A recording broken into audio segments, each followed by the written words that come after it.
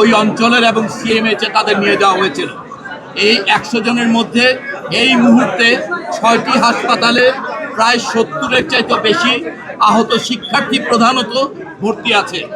এছাড়া বিভিন্ন হাসপাতালগুলোতে ব্রড ডেড মানে মৃত অবস্থায় আনা হয়েছে, সেরকম সিএমএইচের মৃত অবস্থায় আনা হয়েছে 11 জনকে, কুর্মিটোলা জেনারেল হাসপাতালের মৃত অবস্থায় আনা হয়েছিল 2 জনকে, এই বার্ন ইনস্টিটিউটের মৃত অবস্থায় আনা হয়েছে 1 জনকে, এবং এছাড়া কুয়েতমতি ঢাকা মেডিকেল কলেজে নেওয়ার পরে 1 জনের মৃত্যু হয়েছে।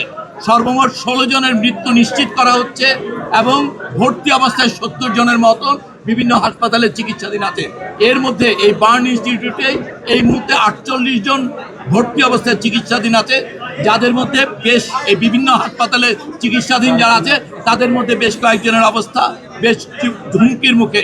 ইতিমধ্যেই একজন পাইলট যিনি ছিলেন ওই বিমানের, ওনাকে সিএমএইচে নেওয়া হয়েছে, সেখানে ওনাকে আইসিইউতে উনি আছেন, ওনার জীবনও সংকটের মুখে।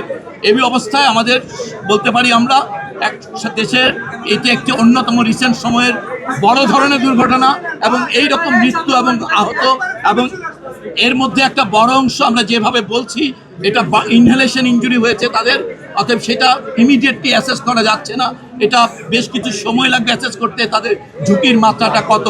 এর পাশাপাশি এক্ষেত্রে সকল চিকিৎসকদের, বিশেষজ্ঞ চিকিৎসক, সরঞ্জামাদি এবং ঔষধপত্র সব কিছু যথেষ্ট পরিমাণে সকল হাসপাতালে প্রস্তুত আছে।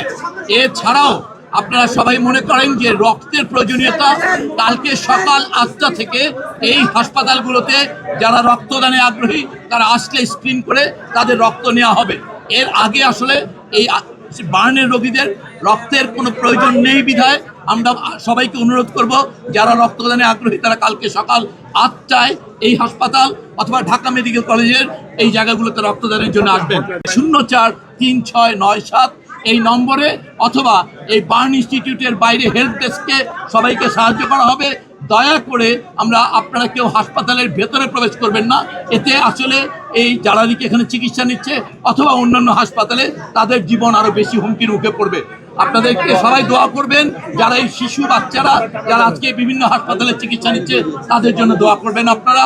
আমরা চিকিৎসকদের পক্ষ থেকে, সরকারের পক্ষ থেকে এবং আপনারা যারা আগামীকালকে রক্ত দিতে আসবেন সবাই মিলে আমরা চেষ্টা করব এই শিশুদের সর্বোত্তম চিকিৎসা দেওয়ার।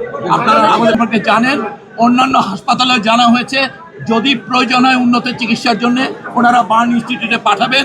ইতিমধ্যে বিভিন্ন হাসপাতালে যারা চিকিৎসা গ্রহণ করেছেন সেখানে তাদের যেটা আমরা সাধারণভাবে মনে করি আইসিইউর প্রয়োজনীয়তা, বার্ন রোগীর যতটুকু আইসিইউর প্রয়োজনীয়তা সেগুলো ওই 6 হাসপাতালে সাফিসিয়েন্টলি আছে। এরপরও এই ইনস্টিটিউট সম্পূর্ণ প্রস্তুত আছে এবং ঢাকা মেডিকেল কলেজের আইসিইউকে প্রস্তুত রাখা হয়েছে।